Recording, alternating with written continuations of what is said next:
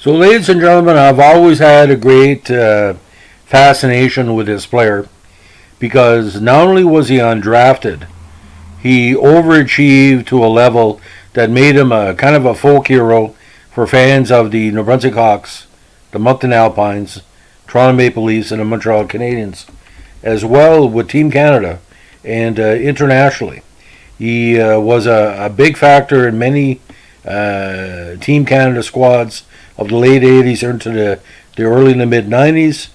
So today we're going to be talking about probably the smallest player that Montreal had in their cup run, besides Nassau in '86, the very talented Serge Boisvert. Boisvert, by the way, translation is Greenwood, so if you prefer that, but I'm going to call him Boisvert. Now, born June 1st, 1959, in one of my favorite hockey communities, Drummondville, Quebec.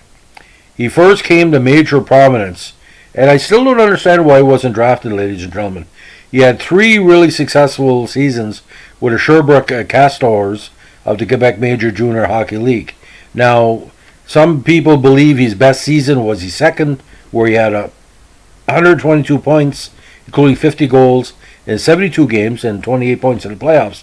But 1980 was just as successful, as he had 124 points in 52 games, in 52 goals in 69 games. Now, after he played a successful playoffs with 32 points in 15 games, he found himself on the roster of the New Brunswick Hawks, ladies and gentlemen, scoring 4 goals in the playoffs. So he had a really busy year, ladies and gentlemen, scoring 70 goals in the regular season and playoffs.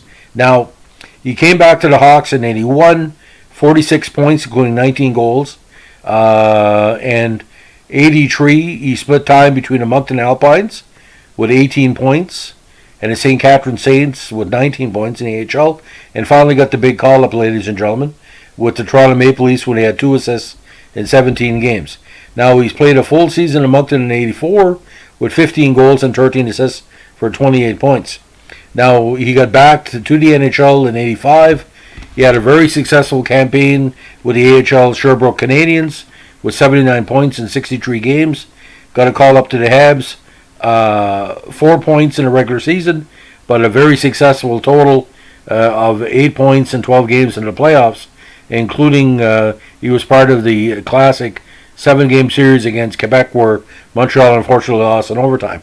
Now, '86, ladies and gentlemen, there was a decision made late in the season that Boisvert was going to be a fourth-line player for the team. He had a really good season with Sherbrooke that year with 88 points in 69 games, going 40 goals. Regular season in the Cup run, he had 4 points from Montreal, including 2 goals in 9 games. In the playoffs, he had a regular shift. He played very strongly. He had 1 assist in 8 games. Now, '87, mired in Sherbrooke. Again, 81 points, 27 goals, 54 assists. Now, '88 was an interesting year because he had played the majority of the season internationally with the Canadian national team. And according to raw statistics, I don't think all, he had 29 goals in 71 games. But he ended up back in Montreal for the playoff run. He had 2 points in the regular season, including a goal in 5 games, and 1 assist in the playoffs. So they saw him as a stopgap. He was always doing something as an offensive player. Now, '89, he found himself in Europe, ended up in the Swiss League, back to the Canadian national team in 1990, then again in the Norwegian League, actually. Norway played with a number of teams. He went from Sweden to Norway. In Sweden, he played for Västra, and in Norway, he played for Frisk, Spectrum, and Valentia. Now, he was also very, very great as a international, what you call, coach. We all know he won the Calder Cup with the Voyageurs, the Canadians, the minor Canadians in '85, and he also coached Frisk to a Norwegian championship during his career. Now, since 2010, he's taken the experience to be an amateur scout with the Montreal Canadiens, and he's done a very, very great job. So again, you look all the seasons with Toronto, Montreal, Norway, Sweden, parts of 4 seasons with the national team. But his NHL totals are kind of deceptive, and I'll tell you why. Even though it's only 12 points in a regular season, 46 games, but 10 points in the playoffs, he was a contributor in a strong way to every Montreal team. Each Montreal team he played was a contender, and he played some very key playoff games for Montreal where they needed Boisvert's tenacity and ability to play defense and offense. But I remember in the 85 season, one of the announcers basically said, Boisvert, if he had got a full season, he'd score 20 goals. But I think really what really stopped him was his size. We already had a Matt Snaslin with 5'9", 172. But like I said, he could score whatever association he was in. But it was kind of weird when he started playing in Norway. He did a kind of where they now feature, and he had a hard time finding Boisvert.